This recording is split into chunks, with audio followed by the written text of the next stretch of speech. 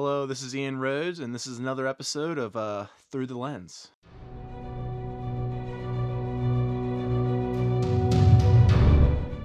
For tonight's podcast, we're going to talk about an actor that is universally well known in one of the worst franchises of all time, Twilight, the Twilight Saga.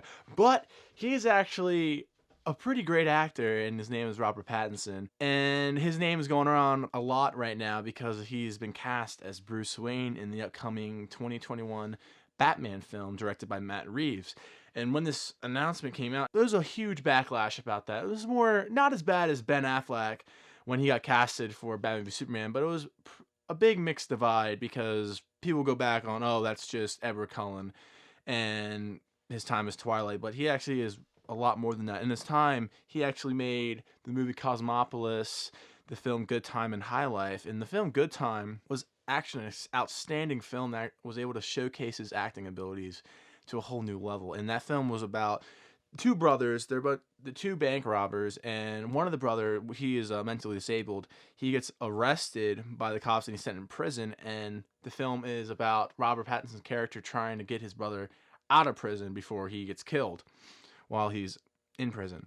And then another film called High Life, which is about a father and a daughter in space trying to basically survive their journey through space, which is an actual really great film. And those two films are really great and really takes away from his Twilight days and shows his acting abilities, because Robert Pattinson actually hates the Twilight films and he hated his time there, and he makes it well known how much he dislikes those films and those books in general.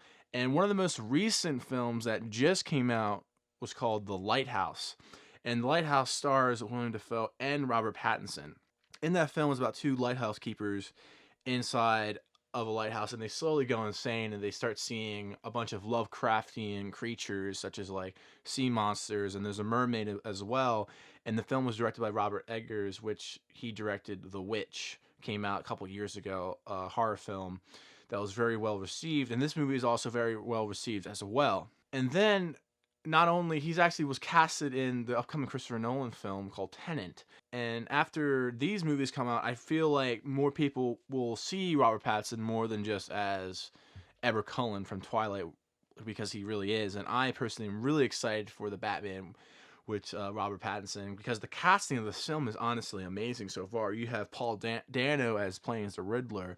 He was in the movie The Prisoners, and he was in the movie Swiss Army Man with Daniel Radcliffe. Two great films I highly request for you to watch. And also playing Catwoman is Zoe Kravitz. She actually voiced Catwoman in the Lego Batman movie, and she was also in Mad Max Fury Road. She was one of the brides in that. And then Commissioner Gordon is played by this man known as Jeffrey Wright. Jeffrey Wright has been in, if you might know him from the show Westworld. Westworld is this Western show with they're all robots in it, and people go to, basically it's a theme park with Western robots, and they go and basically it's a theme park for them, and he's one of the main characters in that show, and he was also in the movie Casino Royale as well.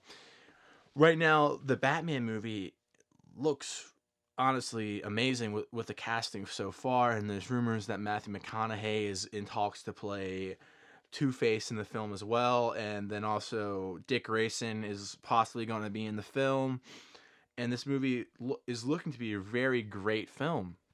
I am personally excited for it, and I'm really excited for Robert Pattinson as well to break out of that shell as Edward Cullen. I really hope after the Christopher Nolan film is coming out upcoming summer, no longer people are going to look at him as this Edward Cullen, hopefully, because I don't. And hopefully after The Lighthouse is out for a while, less people will look at him that way. I haven't seen that movie yet. I'm planning on seeing it really soon. It's a horror film. It looks really great. It's black and white, and the aspect ratio looks so good. I'm really excited for that. And one of the main things, going back to the Batman, I'm really excited for is that it's a detective film. We haven't really seen that in a Batman movie yet. We got a little bit of it in Dark Knight, but Matt Reeves is the director of the film. He also directed Let Me In and Cloverfield, which are two great movies. And he also directed Dawn of the Planet of the Apes and War for the Planet of the Apes. Two amazing films. And he talked about how this Batman is going to be different. It's going to be straight a detective noir film. We haven't seen the likes of that yet from a Batman film. It's more like a superhero-esque Batman we have seen so far.